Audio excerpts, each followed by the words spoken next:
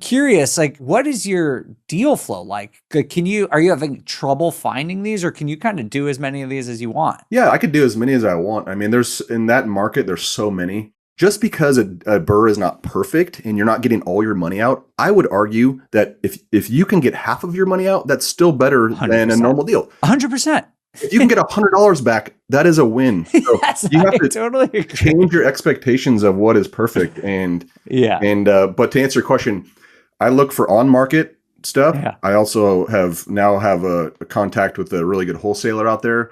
And third, my GC is always on the move looking for, because he's a realtor, he's always sending me deals. So I have more deals than I could fund, but I also am a busy working professional. So I'm trying to start with my strategy. I don't want to do 1,000. I'm a busy person.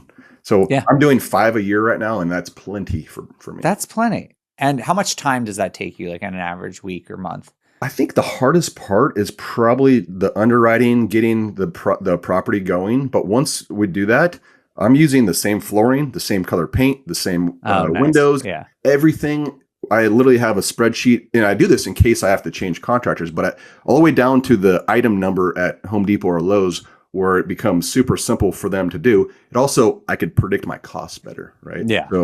So once I get that, I'm spending a couple hours here and there. If problems come up, then obviously it takes me more, but it's part of that who, not how. Find that team member that's going to be really good at their job, and it's going to be less work for you. It's not passive, but it's less work that I have to do. Awesome. Well, I love it, Brian. Well, congratulations on your success. I really admire the way you've sort of adapted over the course of your career. I think a lot of people come into say, I'm going to be this kind of investor. I'm not going to be this kind of investor, but you got to learn. I wrote the book, Start a Strategy. You have to have a goal, but the path towards that goal is going to shift and switch. And if you just educate yourself and work hard, you can absolutely do it. So congratulations on all your success. Thank you. And thank you for being here. I loved hearing your story. We'll have to hear how you're doing in a year or two. You have to come back and join us again.